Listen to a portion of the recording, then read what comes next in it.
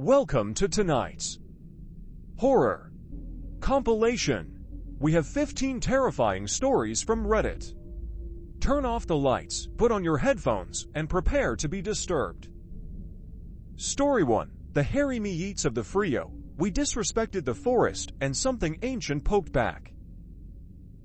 I'm looking for anyone campers, hikers, or Native American experts who has experienced high strangeness at Garner State Park or the Frio River. I'm finally telling the exact story of what happened to my friend and me years ago because it still haunts me. We were young, drinking, and being complete idiots. We were camped near the river opposite the soccer pitch, right under the shadow of the old Baldy Cliffs. Despite warnings from other campers that the spirits there are protective, I started aimlessly chopping at a tree with a hatchet, taking a huge chunk out of it for no reason. We threw trash around and basically treated the place like a dumpster. That night, the retribution began. It started with shadows against the tent wall. There wasn't enough light to cast a shadow, but the air outside seemed to intensify a weird, cold glow that shouldn't have been there. Through the nylon, we saw them, little people. They were about 2.5 to 3 feet tall, incredibly stocky, and had a dramatic, hunched-over posture. They were completely covered in thick, matted, ancient-looking hair. They began ritualistically marching in a tight circle around our tent. The chilling part, as they circled us, they didn't just walk. They were rhythmically rising up and down, almost like a predatory bobbing motion, while whispering a low, guttural chant we couldn't understand. The footsteps were heavy and physical. Then they started poking the tent. They pushed into the fabric so hard it was actually hitting my friend's head. We were terrified. Every time we unzipped the tent to scream at them, the campsite was empty. The second we zipped back up, the rising and falling shadows and the chanting would reappear. One of them was holding a staff or stick, and I swear I saw the silhouette of a necklace made of bone or stone around its thick, squat neck. Is this the Nunapi? Maybe Pukwaji. I've heard Comanche legends describe rock people who guard the limestone canyons of the hill country. Has anyone else experienced this rising, falling, circling behavior or the physical poking? We didn't believe the warnings until the forest literally surrounded us. I was very skeptical of the paranormal until this happened to me. I still don't understand how me and my buddy could see the same thing and how every time we unzipped the tent, there was literally nothing there. Ready for more? Here comes the next story. Our next story. Do ghosts enjoy scaring us or do they just want to be noticed? Let me explain. Somehow, I've always attracted the attention of ghosts, messages, signs, and the usual interference with electronic devices, and sometimes they've even touched me. For example, once, while passing by the house of a friend whose mother had recently died, something pulled me from behind, almost making me fall onto the street, and I immediately realized it was her. Other times, my deceased grandmother sent me signals of other kinds, mostly through dreams and animals she sent to me. Butterflies that landed on me, once even a little crow that wouldn't leave me, in a good way. And the same with my recently deceased cat. A few nights after his death, his photo fell down, and shortly afterward the projector turned on by itself. So, yes, if they want to get noticed, they'll find a way, ... But years ago I had a terrible experience in a haunted house. This house was haunted by a man, and obvious things happened there. Christmas ornaments moving wildly, a flashlight thrown at a friend of mine from a dark corner of a room, objects falling inexplicably, and things like that. Needless to say, after some very aggressive events, no one has set foot in that house again, and years have passed. Okay, ... But now the problem is different. I moved into this new rental house, where I immediately sensed something. On the first day, I passed Palo Santo in this house, and on the first day, 2 objects fell inexplicably, my amulet of the 7 archangels and my comb, and this present seemed to want to draw my attention only, as usual, not my boyfriend's or anyone else's. This morning, I woke up with a stuffed animal, which I usually put at the foot of my bed next to me. I asked my boyfriend as he was getting ready for work if he had put it there, and obviously the answer was no.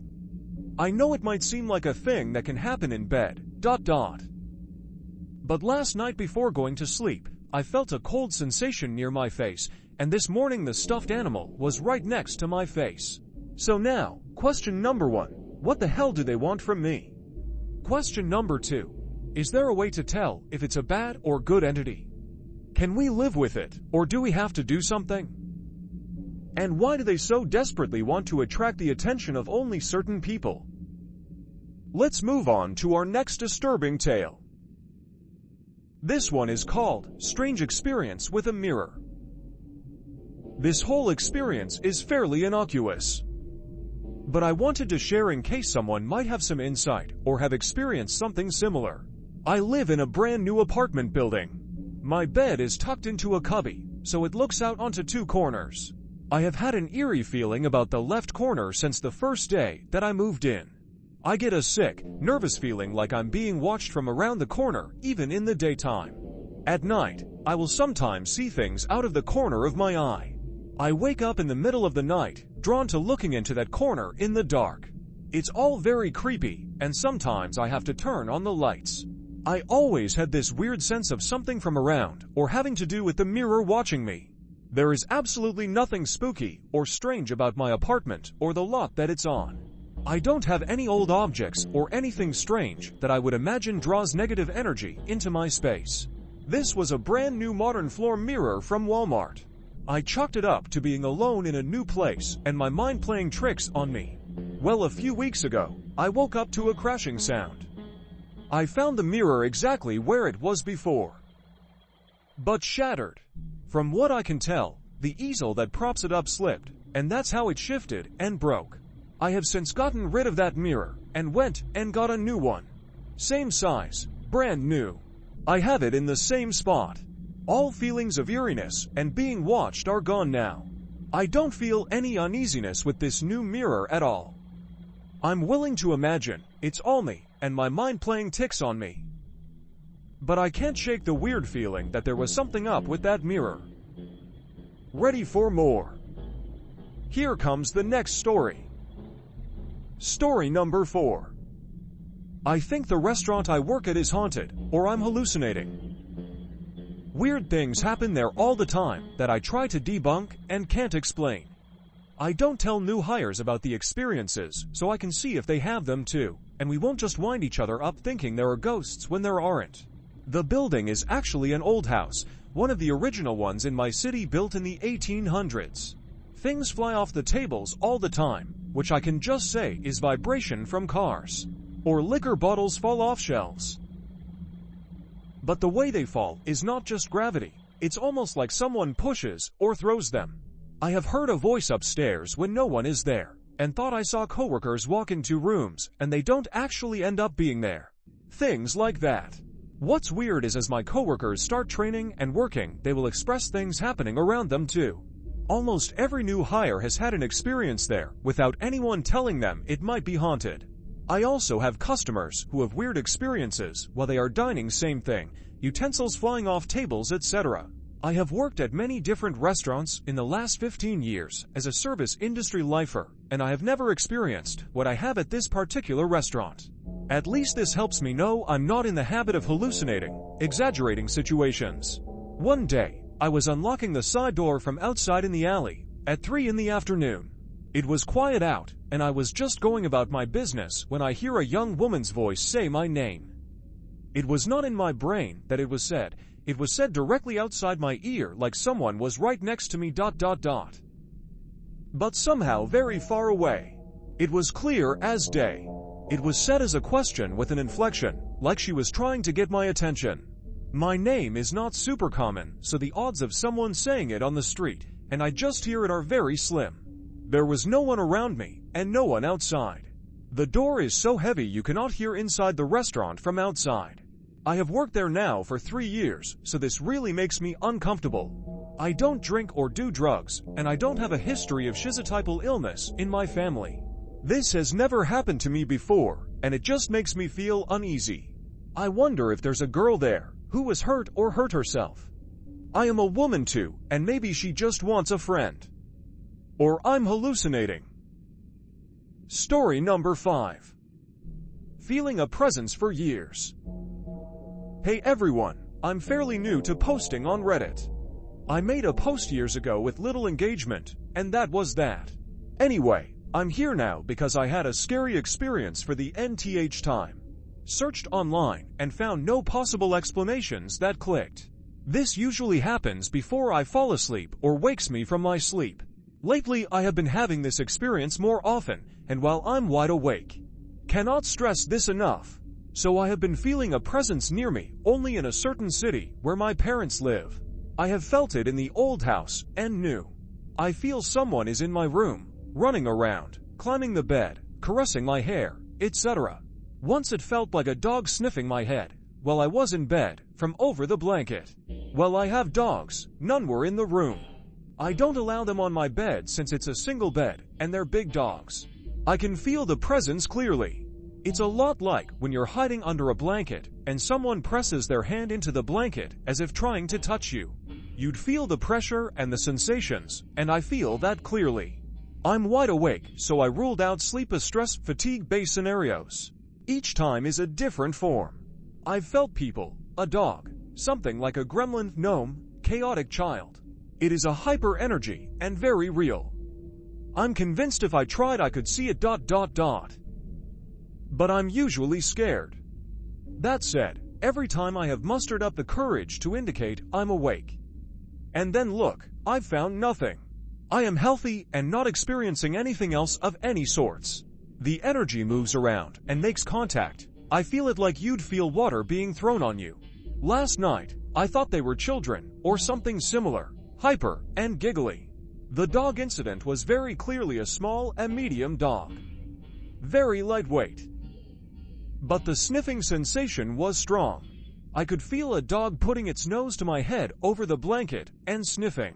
Before that it felt like light or an orb of some sort.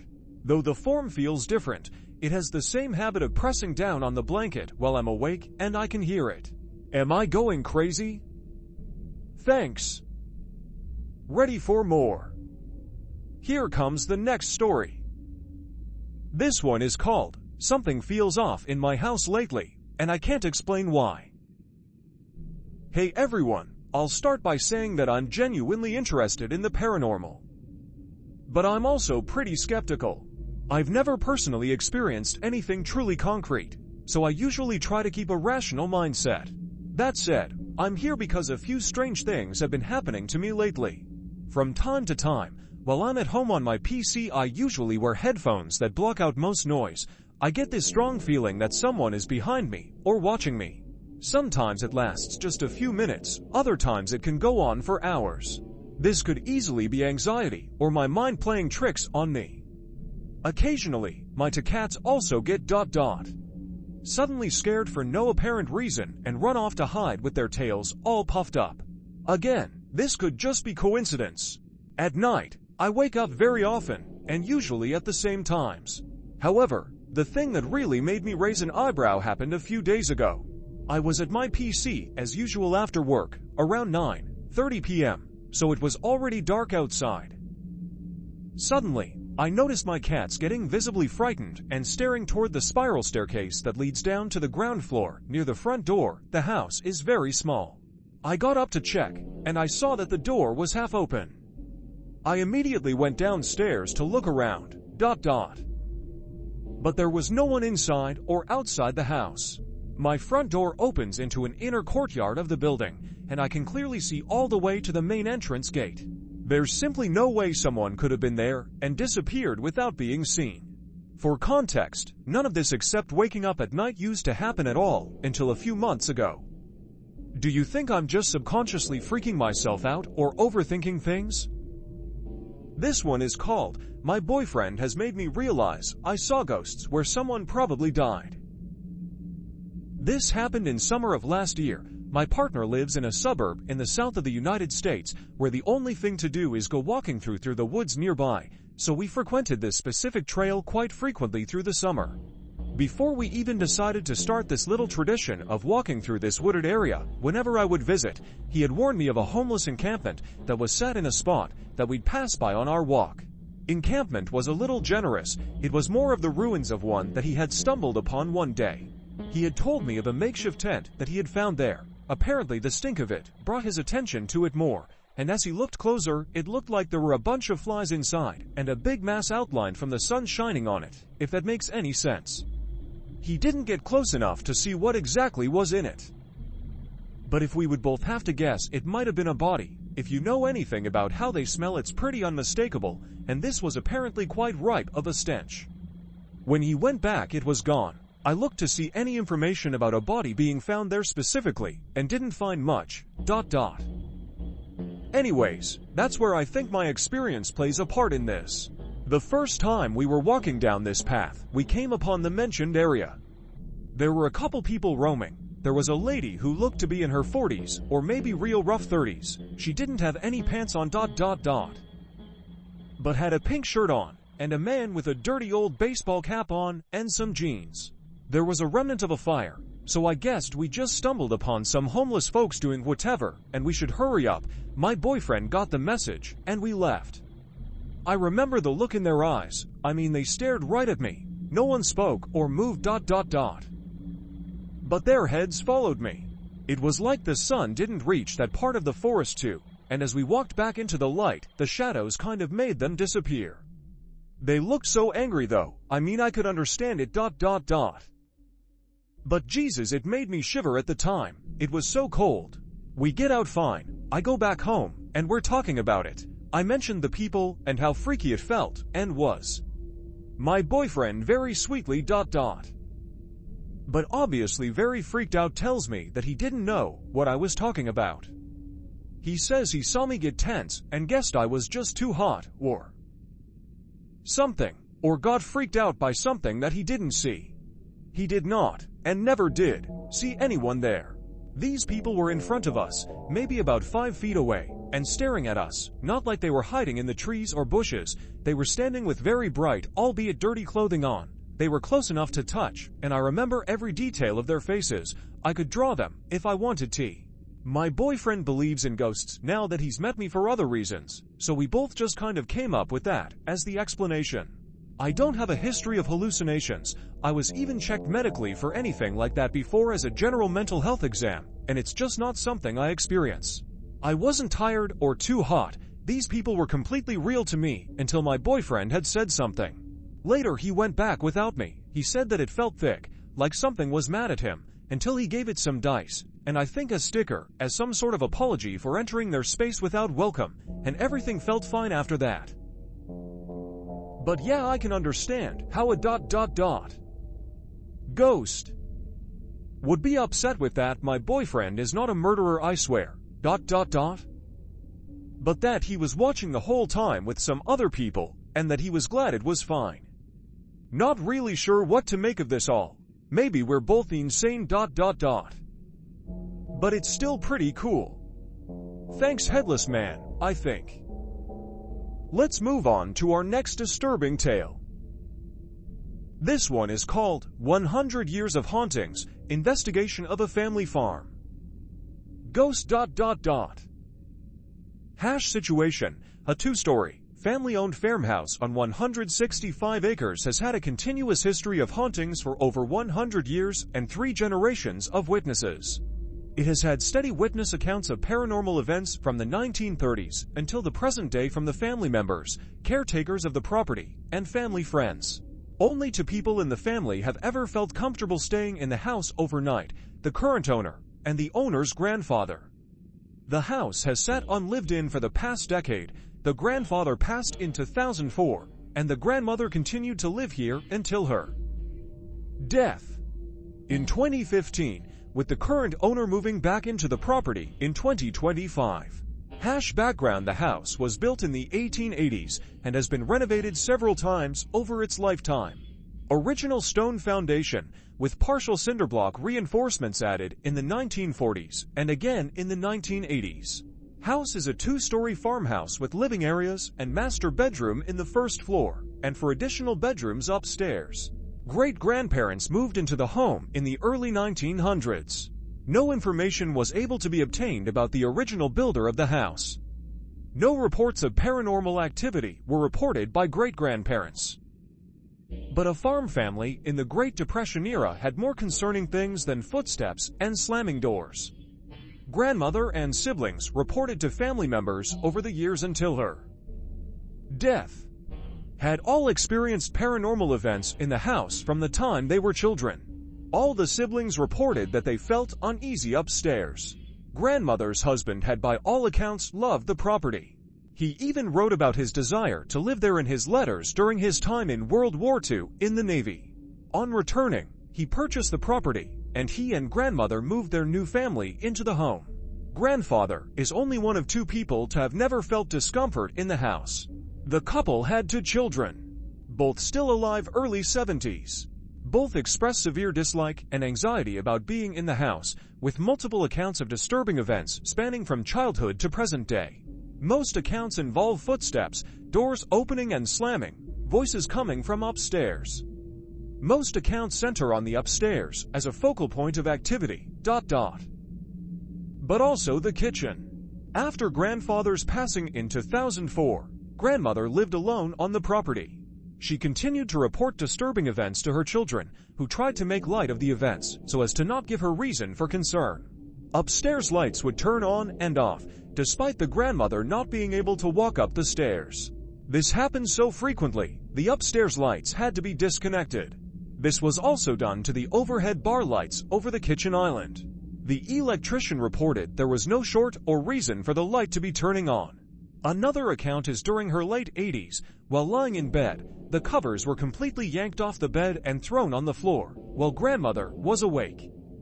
Her children said they told her this was grandfather's ghost playing jokes on her in an attempt to keep her from unease. Through this time, and up until present, even after grandmother's death, a group of grandfather's friends would visit in the fall during deer hunting season. He reported they would hear heavy footsteps upstairs, doors upstairs opening and slamming at night, and hear footsteps and items being moved in the kitchen at night. One specific event, he said they went into the living room and smelled fresh cigars. Grandfather liked to smoke cigars. There were family deaths reported on the property. Grandmother died in the home, as well as great-grandmother. But accounts of paranormal events predate both deaths. No traumatic events or abuse present in the household from all witness accounts. And, as the current resident says, despite the family liking to say, this is the ghost of grandfather, the many events predate his death. The current owner is the granddaughter of the family. She moved into the property in 2025 with her husband. She works from home remotely and is in the house through the day.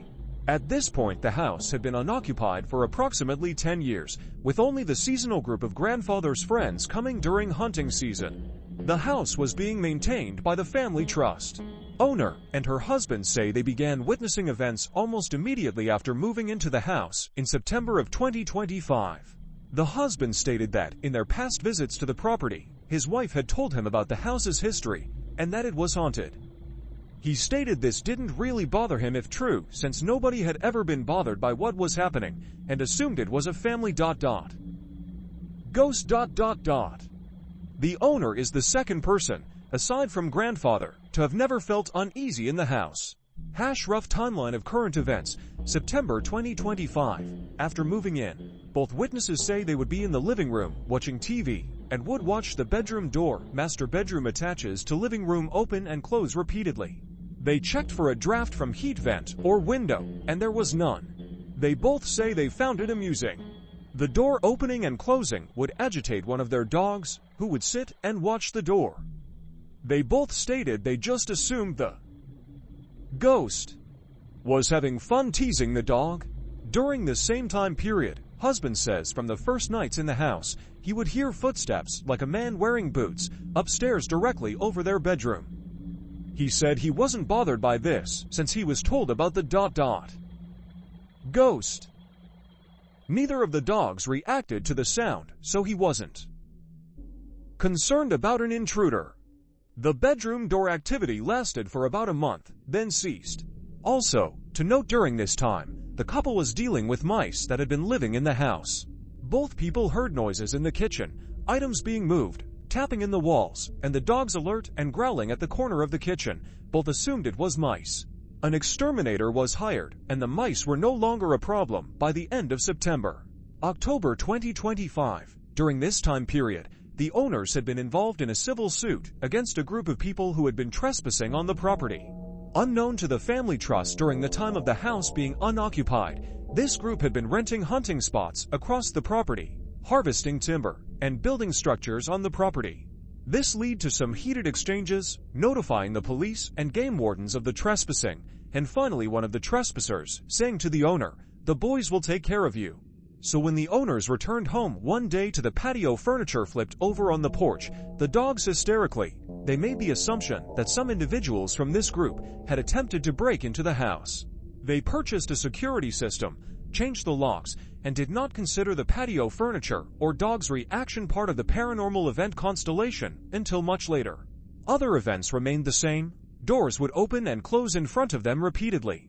The owners made certain to latch all doors, mostly for the dogs to prevent them from going into the upstairs or downstairs basement, since neither dog was comfortable with stairs and they didn't want them getting hurt. But the upstairs and downstairs door would be open randomly. November 2025. Around this time, the couple state that every time the husband would go outside to put out the trash or get something from the garage, the door would lock behind him. The front door does not lock automatically. It has a latch that needs to be turned after it is closed to engage the lock. Husband said this happened for a while, and he assumed it was his wife locking the door. Wife assumed the husband was locking it himself. They both say this has happened to them dozens of times now. They have to ensure one person is inside to let them back in, or have their keys with them even if they go outside for a moment. While getting in the car to go grocery shopping, the garage door opened in front of both of them. The garage door is electric, but there is no working garage door opener. After coming back from out of town visiting family, the couple found the back door to the house wide open. The dogs were frantically barking and agitated when they returned back to the house, but had not gone outside through the open door. After coming back from running errands, came home to find the dogs highly agitated and all the kitchen cabinet doors and drawers fully open. During this month, both dogs became increasingly watchful. They have two dogs, a scent hound and a sheepdog. The scent hound would stare at the back wall of the kitchen or towards the adjoining section of ceiling, with her hunting tail up growling and barking. This happens throughout the day and night, with no audible or visible cause of the dog's agitation. The other dog's is a guardian breed sheepdog. Her behavior is typically to put herself between the owners and any doorway and keep watch. The husband stated that the main reason he was not concerned with the footsteps he heard at night was the dogs did not react to it, and he trusted their reactions for danger. Both dogs slept in the bedroom at night with the owners. During this time period, the sheepdog began watching through the night in the entryway between the living room facing the kitchen. She took to sleeping during the day and guarding the entry to the living room all night until the owners got up. This was the start of the owners' concern for the paranormal events in the house. The dogs were waking the owners up frequently, sometimes multiple times a night, alerting them to something in the kitchen. Husband said that he never could find anything inside out outside that might have set the dogs off. He would walk around the house at night when the dogs woke them up to look for animal tracks and check the upstairs and downstairs. They tried sleeping in their bedroom with the dogs inside and the door shut. But that made the dogs panic more, and they were unable to sleep. December 10, 2025. Meet and greet. The owners had become concerned enough about the dog's reaction that they wanted an investigation. The team arrived at the house approximately 9:30 a.m. for a meeting with the owners. The owners had put the dogs in the master bedroom with the door closed. They bark a lot at strangers. This was a face-to-face meet and greet meeting where the team discusses what we look for, how we investigate, and allow the owners to ask us any questions about the process. While we were talking, missionaries knocked on the door, making their Christmas rounds. The husband answered the door. The wife went to check on the dogs, who started barking furiously again with the knock on the door, before coming back out to talk to the missionaries. While the team was at the table waiting, a very audible knock of foreknock was heard from the other side of the house. Turtle, my thought was this was another missionary that had, for some reason, gone around to the back door and knocked on that door as well. I asked the owner if she heard the knocking, thinking she would want to go answer the other door. She replied that the dogs knocked because they wanted to get out. The owner went outside on the porch to talk to the missionaries with her husband. A second loud knocking of the same rhythm of 4 was heard, this time clearly located at the master bedroom door.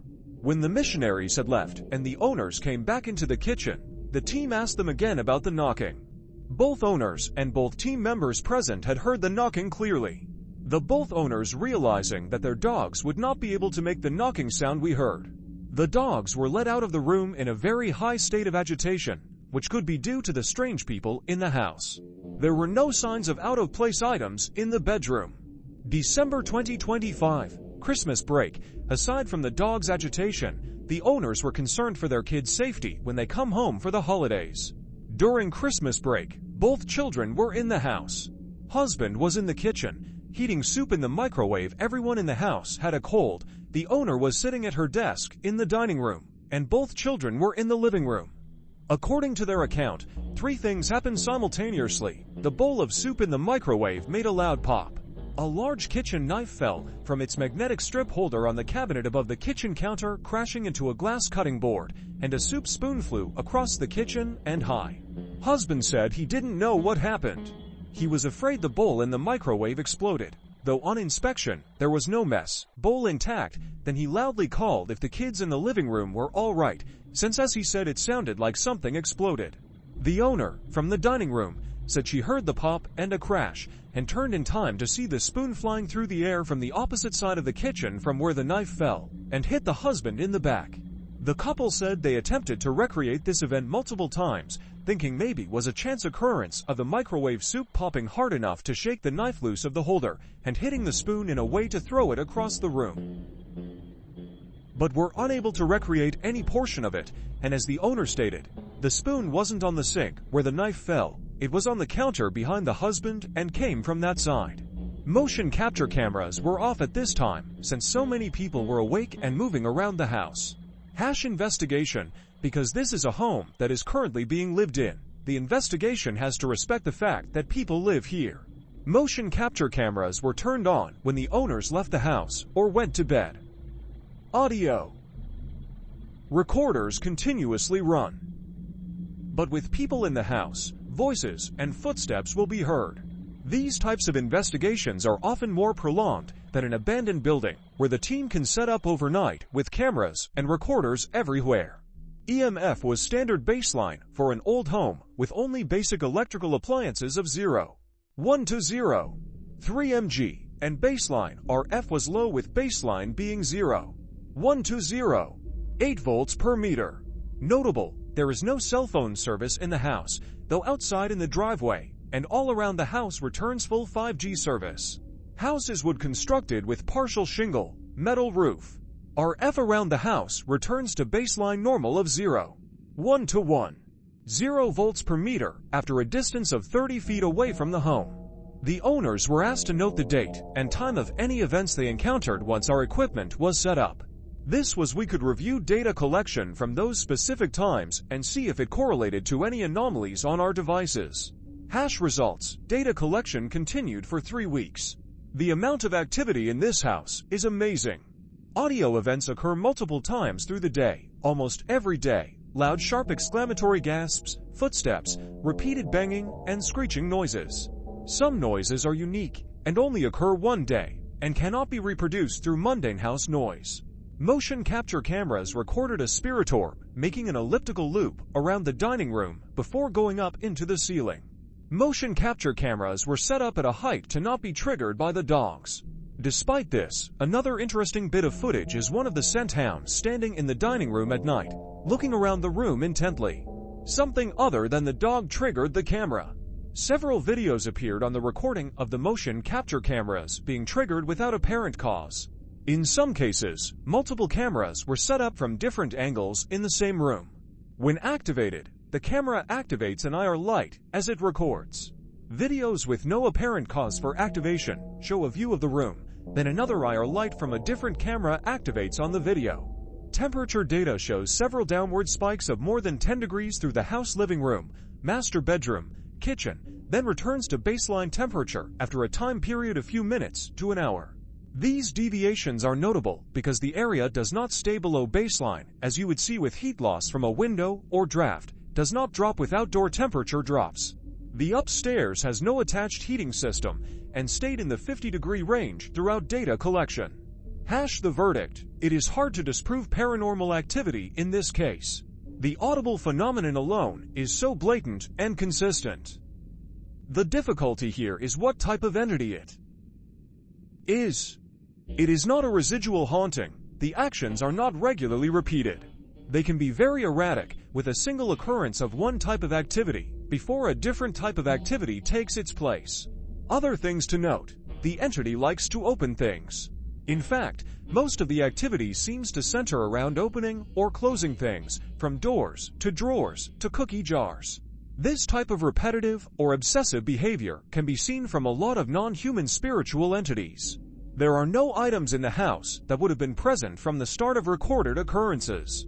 The entity seems to be attached to the house itself, with the areas with most activity being the east-facing upstairs bedroom, kitchen directly below that bedroom, and living room. No activity in the back extension, built in the early 2000s, or in the basement. Intelligent human spirits were ruled out in two ways. First, the activity predates any deaths from the family in the home. Second, the Delaware Nations Council House was contacted to inquire of any possible old settlement or burial sites near the location, But no records of any settlement or religious activity on the property exists. It is not demonic. Despite the unease people have felt in the house, whatever is here is not a demonic entity. This is important mainly for the safety of the residents, but also because exorcisms only work on demonic entities. We ended up doing folklore research trying to narrow it down. It is not a nature spirit. It is clearly tied to the house, yet there is zero activity in the basement, where if it was some type of land spirit, the assumption would be that activity would be in the stone basement. It is not tied to a person like poltergeist activity. It has been active for 100 years, and with multiple different people, and no single person present each time. There are no legends from the native tribes of any spirits or legends that remotely resemble the activity witnessed here. The running theory is that it is some type of house or hearth spirit that attached to the home during the occupancy of the original family in the 1800s when the house was built. Not all folklore accounts of hearth spirits record them as being helpful. Specifically, accounts of German and Scottish, of which the family is, have stories of hearth spirits that act out for want of attention. Footsteps, calling out, knocking, slamming doors, all fall into the pattern of behavior for these types of entities. Warding the house, all the room doors have been warded with a salt line. We use a setup similar to the type of strip placed under a door to prevent drafts. An adhesive line is placed along the line of the threshold, with a salt line approximately 3/4 of an inch wide and a 1/4 inch thick, sealed with clear epoxy resin to prevent the salt from being dispersed by airflow or movement. This prevents the salt line from being broken by movement or drafts. Specifically, the windows have not been warded. The idea is not to trap the entity in the house, but encourage it to leave. Additional wards have been placed in each bedroom, above each bedroom doorway, and the main doorways of the home. We are in regular contact with the owners. If the occurrences continue or get worse, we will be back. But at the moment, other than the very understandable reaction of the owners to blame every missing item or noise on the ghost, things seem to have calmed. And that was just the beginning of tonight's horror compilation. Story 9. Ghostly figures with bright orbs with white hoodies, black paints, and no faces, multiples in dark woods. A few months ago, I've experienced a couple times of a weird, crazy experience at a friend's house out of state when visiting for a HTTP week. One night, we were partying for a couple days. No alcohol, just a little weed and a couple lines of coffee powder. So I was up for 2 days and also detoxing from a 10-year use of heroin, But was winging my use down day by day before this, into my 5-day detox no H. At all, and wasn't feeling really that bad, not like the first 3 times of trying to quit miserable. But this time it wasn't that bad at all, and I had all my senses and mind working okay, almost normal. Let me tell you a little about me before I go on about my experience, so you don't get the wrong impression of me. I'm a 56-year-old businessman self-owning well-known construction company for over 30 years of top-quality work with professional, well-skilled 47 years. Experience a master builder. Never had an unsatisfied customer ever, always satisfied, always guaranteed. Was married for 33 years, raised 2 kids, had it all. I've been doing drugs for over 43 years. And never let them intrude in my life, where responsibilities and family came first always, so my habit is not an issue. I've always helped and defended, protected the underdog, and those in need no matter what. The last 6 years, I've dedicated full time into helping others in HTTP, need. -1 not a saint. But am not a fool neither. But now back to my HTTP experience. So second night up not sleepy at all, I got a little bored and went outside about 10 at night. While checking out the stars like I always do, I seen lights. I thought it was people in the HTTP woods. So I went closer to the wood line to see who the hell is in the woods this time of night. It felt kinda scary, so I moved to a different location into the woods away from the house, and they seemed to follow me, and stopping in a close distance from me again.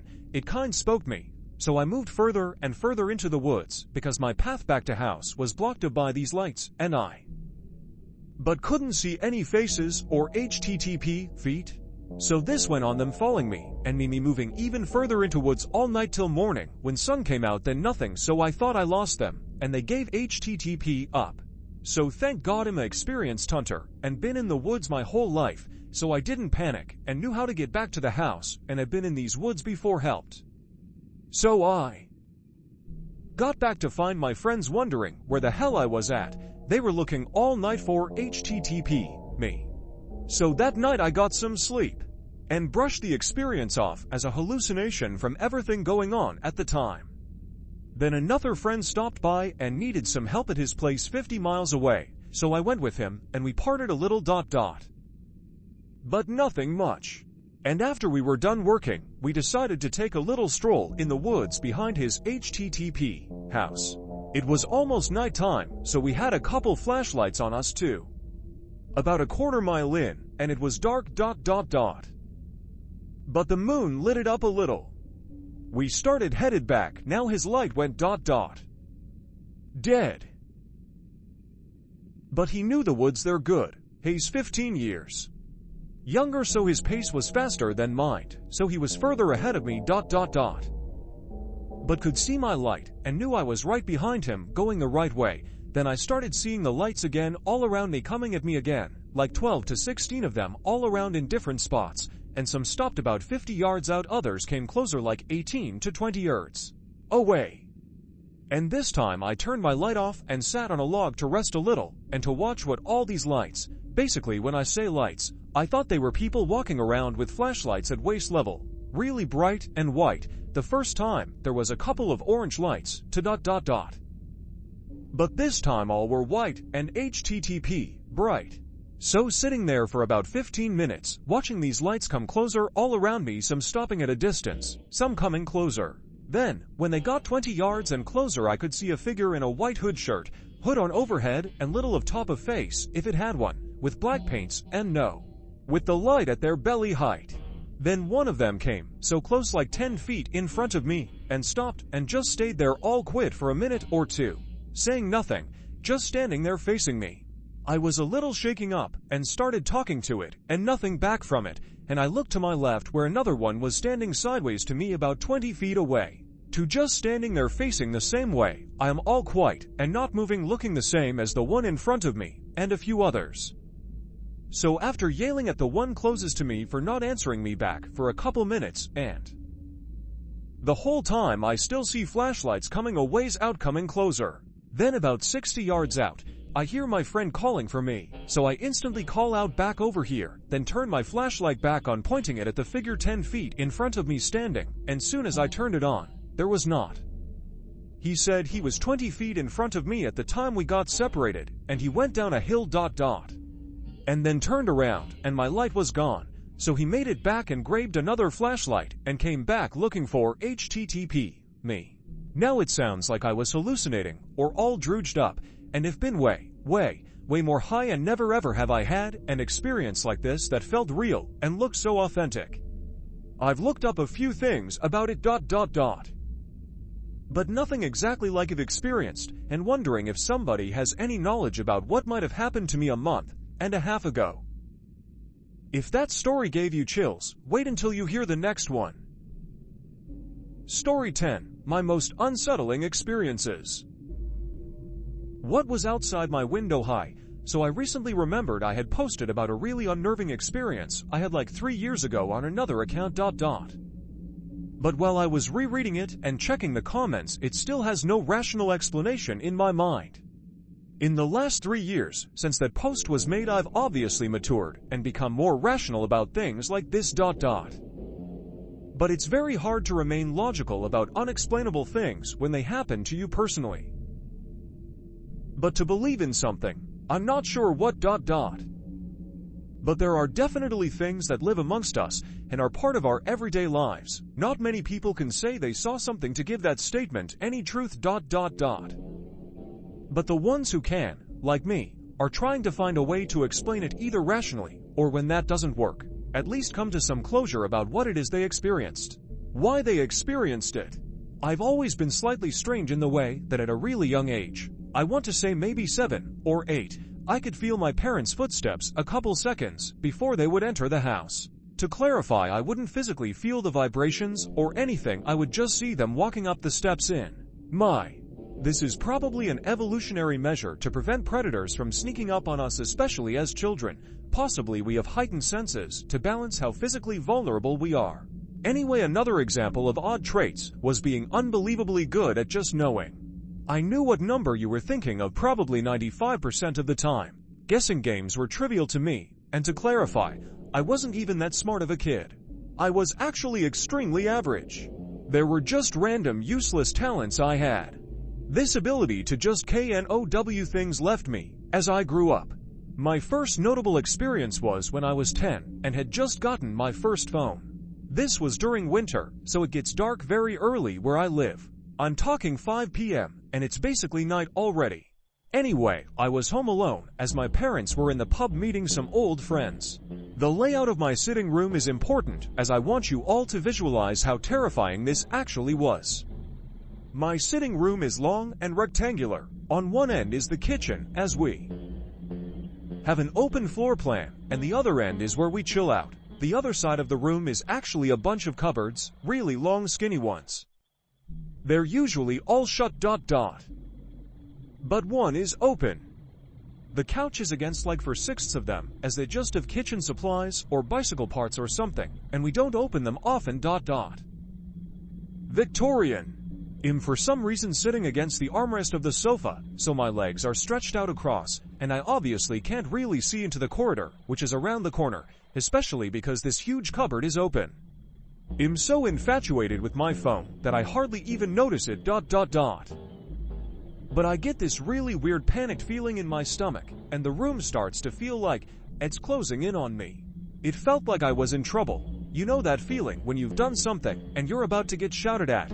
Well, that's what I felt. The moment I look up from my phone, the open door swings shut with so much force it literally echoes through the house. I'm not exaggerating when I say it was slammed shut. Obviously, this freaked me out so much more, because to push the door with that much force you had to be behind it, out of my view and basically in the dark hallway. All windows and doors were shut, and there's no fireplace in my sitting room, so no random gusts of wind. That one still freaks me out, because I saw it ... But not what slammed it. My second experience is equally as scary, probably more. This is around the same time, so in the same 2 years, I was probably 9. Me and my little sister shared a room. We slept in loft beds, so for anyone who isn't familiar, they're basically beds suspended by beams against the wall and are like well over 6 feet in the air.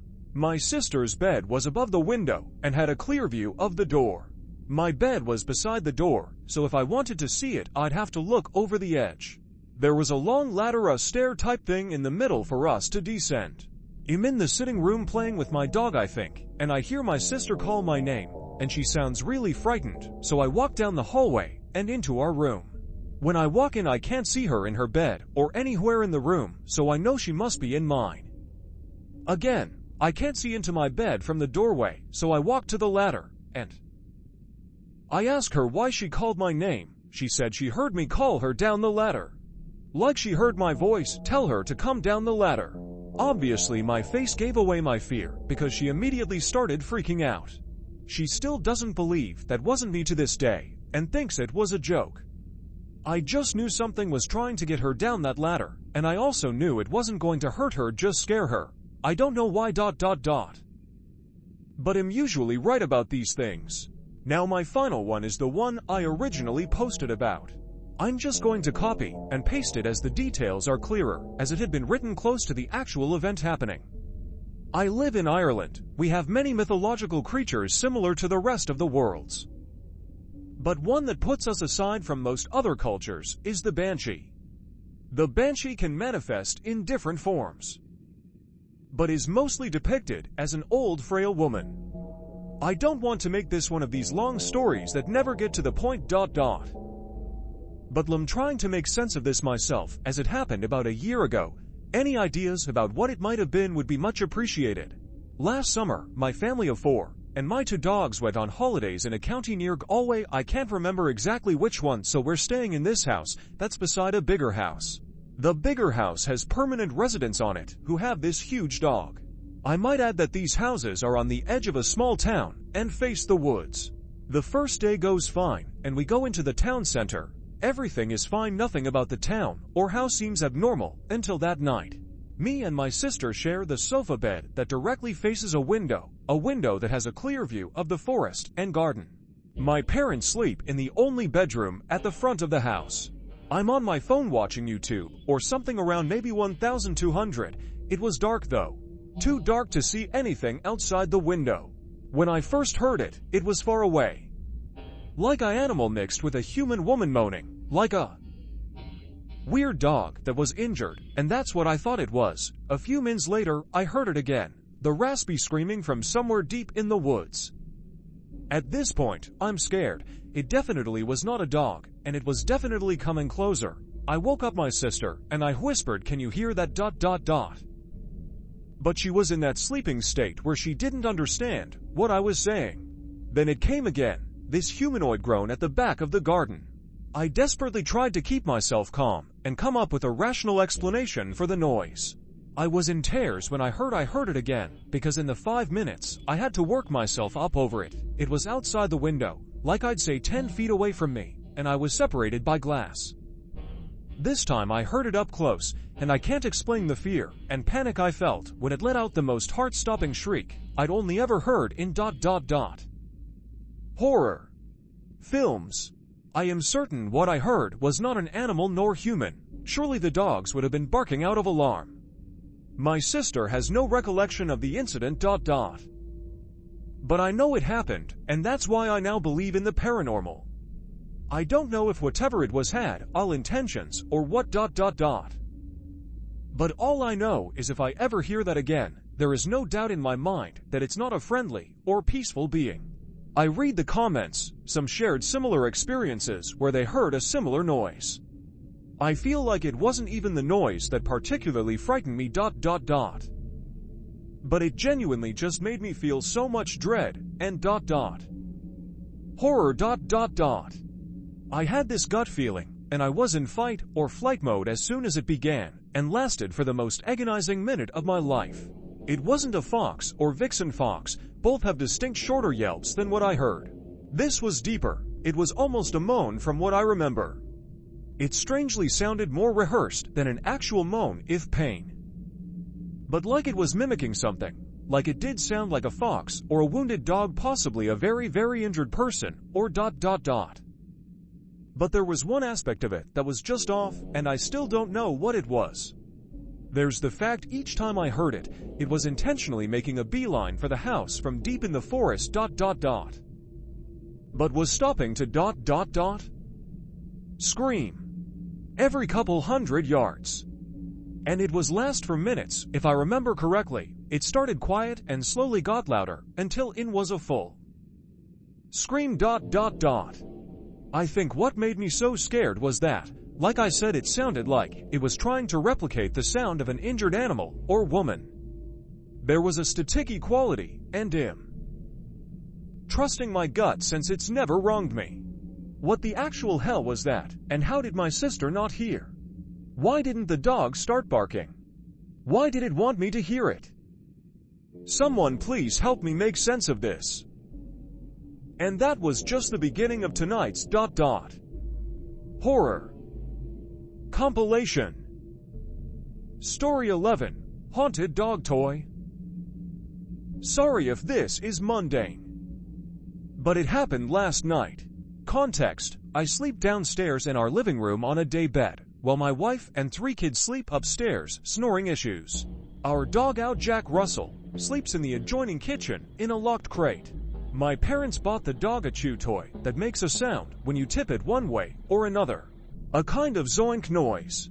Cut to the chase, I was led in bed wide awake as I had fallen asleep earlier and taken the edge off. It was approx 11:30 p.m. Lights out. Total darkness ... No phone, totally sober person. Off in the ... darkness. The dog toy made one single zoink noise. There was no other noise at all. I tried to ignore it, assuming it had rolled, fallen off a dog cushion, or something. In the morning, the toy was laid on the floor totally horizontal with nothing around it for at least 2 feet. I rolled it around, nudged it, etc. No noise, unless I turned it up on its end, or violently moved it side to side, or shook it. I take it the mechanism requires a decent amount of force to trigger it. Why did it make that noise? For total transparency, I don't do drugs or alcohol. I have no history of mental illness, neither do my close family members. I have never experienced sleep paralysis, apnea, or any hallucinations. I'm 42 meters. It was on the open floor. The noise sounded very slow and deliberate, not like it fell or rolled off anything. TLDR, dog chew toy made a noise that requires physical touch to trigger, in a dark room, late at night, with nothing close by to cause it. Let's move on to our next disturbing tale. This one is called, I Lost Something, then it appeared in plain sight after leaving the room and coming back a minute later. I have some stuffed animals that I keep on my bed.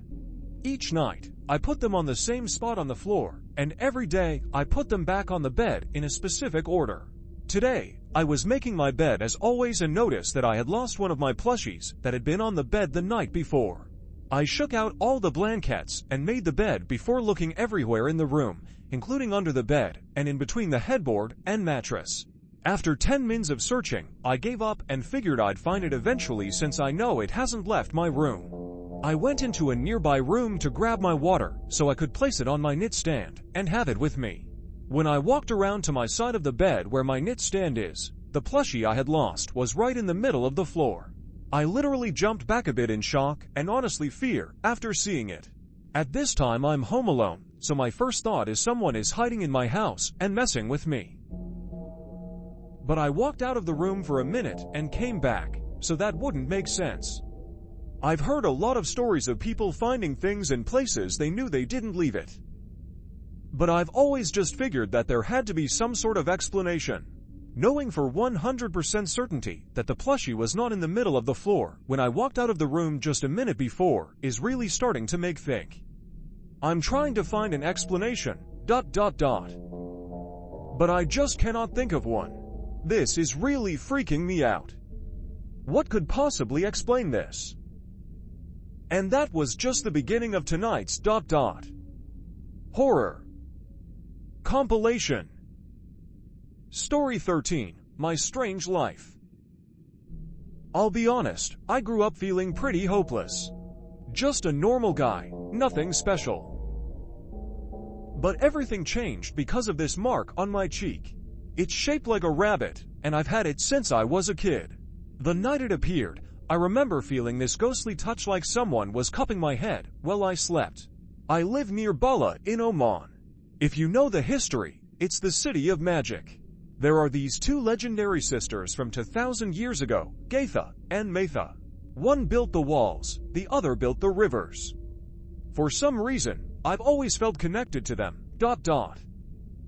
But in a way that actually scares me. Lately, the dreams have been getting intense. I dreamt I was walking with the Prophet Muhammad. Then I saw Khalid ibn al-Walid, and he pointed to a spot on the ground where I found a sword with Allahu Akbar written on it.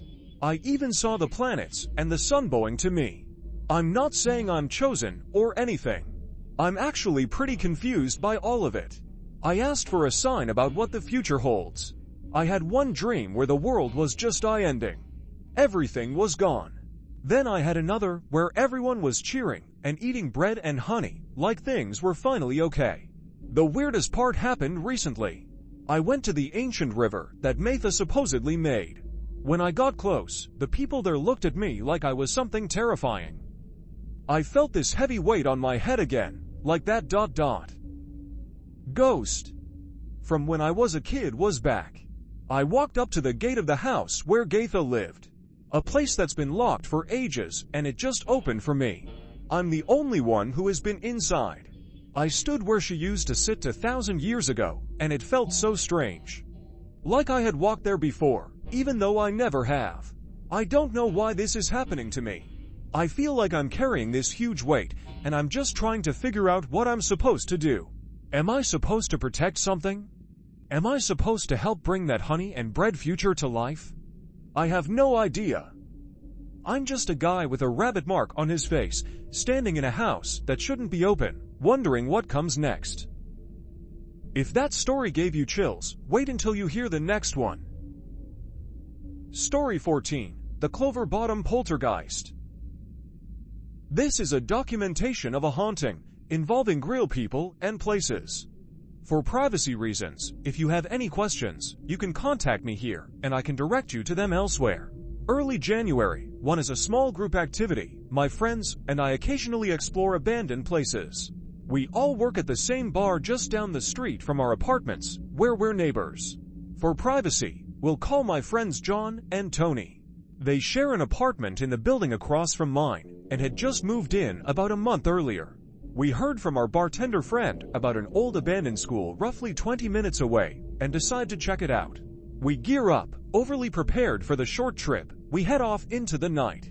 When we arrive, we park at a nearby gas station that was shuttered up for the night.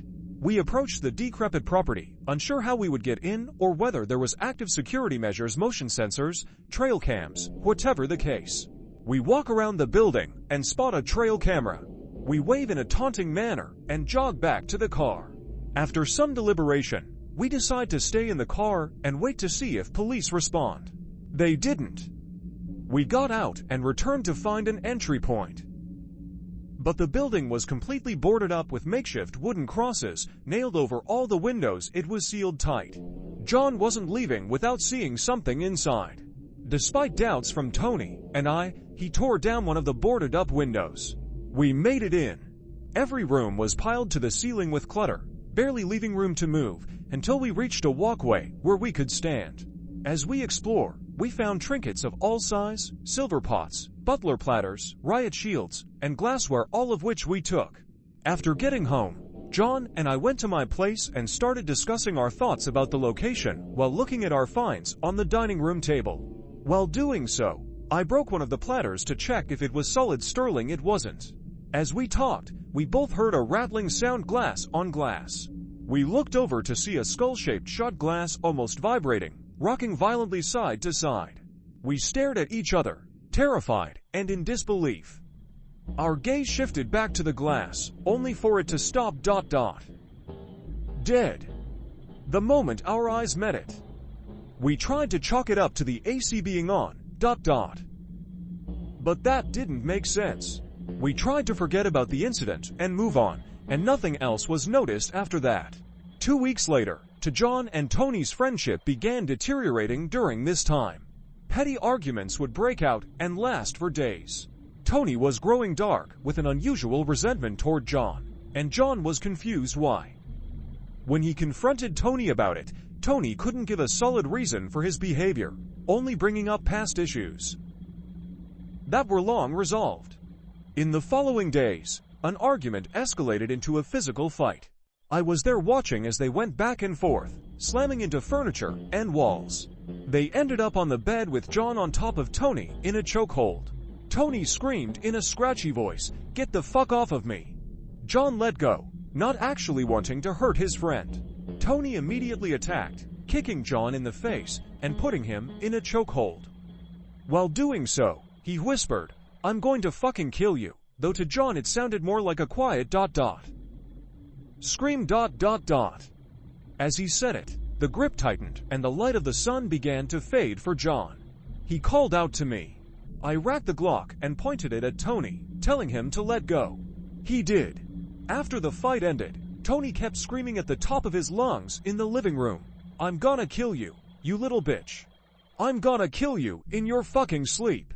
And so on, for about 20 minutes, seemingly directed at John, although we weren't responding. He kept on.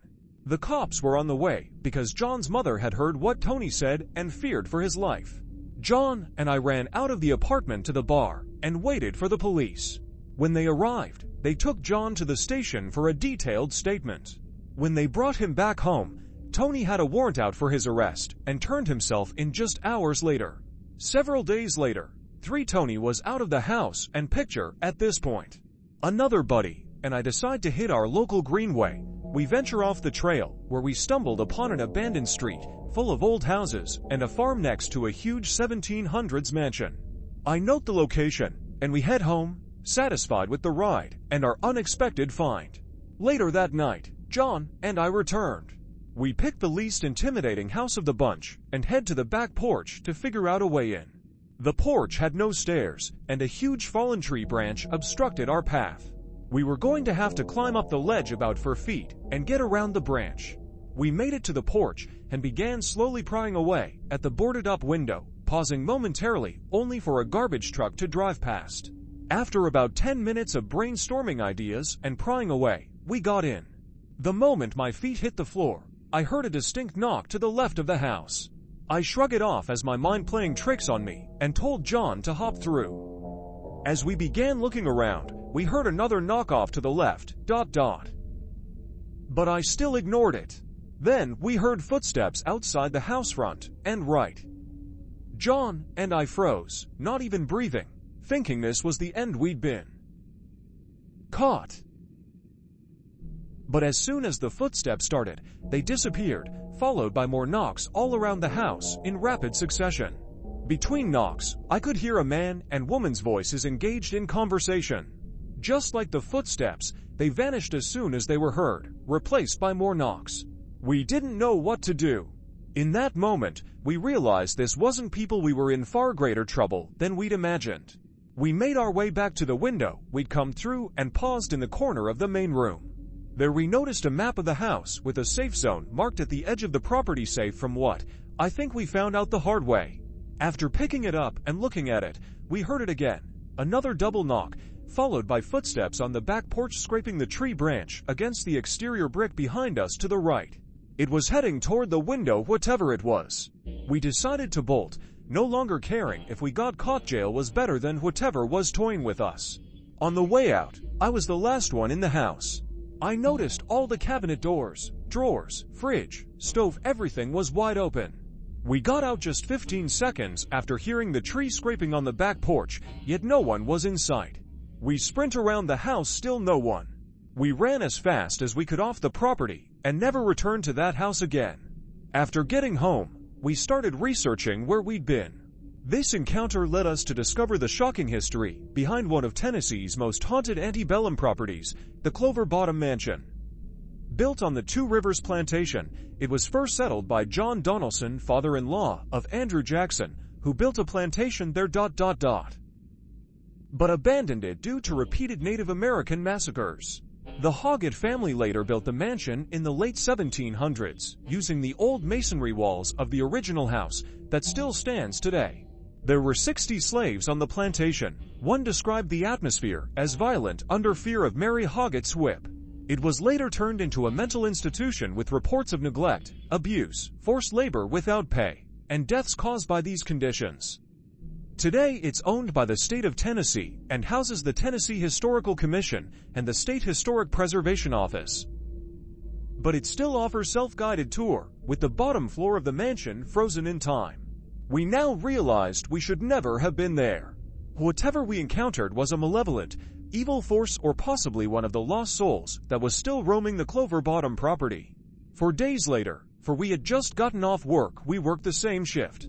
We came home for a fun night of drinking and games at my place. We hit the couch, started smoking, and just shot the shit. We talked about the experience for the millionth time while smoking, wondering about it. We heard strange knocking coming from my refrigerator door. John asked, what if it followed us? Maybe it wasn't just tied to the land, maybe we allowed it to get tied to ourselves. I told him it wasn't likely, since what we'd experienced was already extremely rare.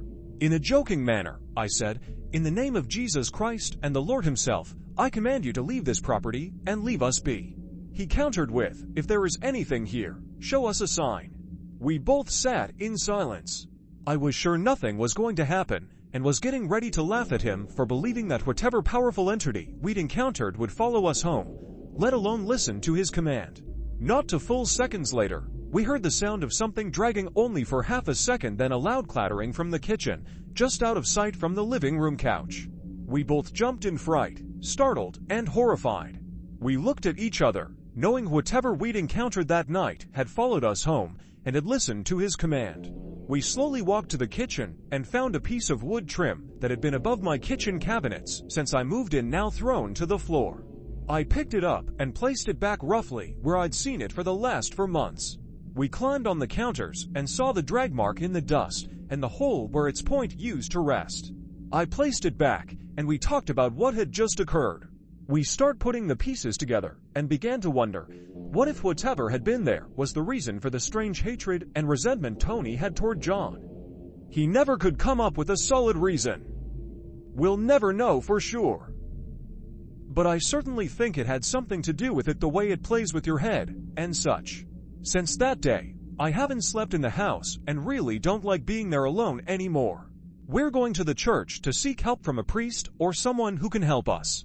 A few days later, I work up the nerve to go back to my house after work, waiting for John to finish hanging out with his girlfriend. I was drifting in and out of sleep when I heard a rapping the door or somewhere around there. I ignored it, too tired to answer. Not long after, John came in, and I asked if he'd knocked just a second ago. He said no. I shrug it off again, thinking my recollection wasn't solid as I was in and out of sleep at the time, and we head back to his house to hang out.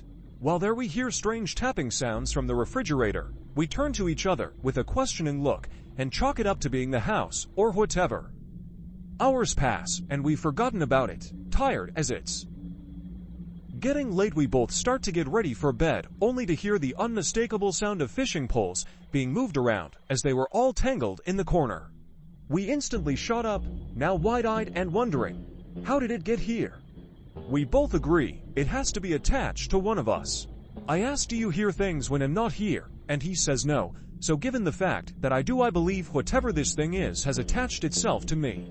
2 days later, 6, it's been quiet the last couple of days, despite still feeling like I'm being watched sometimes. Nothing else has been heard. I've never been a true believer in Christ, let alone religious in any way. But this has definitely made me question what I'm actually dealing with here and what will solve it. If I turn to the Lord and the poltergeist is banished, then I'll start being more religious or something. But I definitely won't be doubting it from now on. Ready for more? Here comes the next story. Our next story. I think my family is cursed. To begin, I'm not sure if cursed is the right word to use, ... But there are definitely some otherworldly powers at play when it comes to my family. Asterisk also, if this isn't the appropriate subreddit for this topic, I apologize. Asterisk from what I've heard from different family members is some ancestors to 3 generations back of ours made a deal with someone or something, and the price of the deal was future generations, my generation, and the one Beth. Or, I am not the only one in the family who believes this, and some members of the family have talked to spiritually connected people who have more or less confirmed this.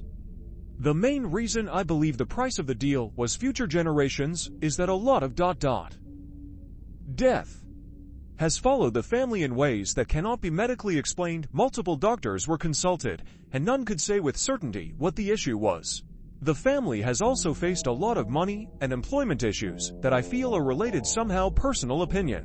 As a way to have multiple sources, multiple spiritually connected people with no relation to the family or each other were reached out to. They all agreed there are a few negative spirits that have been lurking around my family for some time. They all agreed it was a snake spirit and a water spirit. They have also said the family has the aura of death, and the death will continue. I write this post in hopes of getting advice on what to do. Maybe unbind my family from the previous deals, or even on how to protect ourselves from further harm. The solutions are hopefully being made for the good of all, and with harm to none. No one else deserves to suffer for selfish reasons. That concludes tonight's horror compilation. If you made it this far, leave a comment telling me which story disturbed you the most. Subscribe and hit the bell for more ... Nightmare fuel. Sleep tight if you can.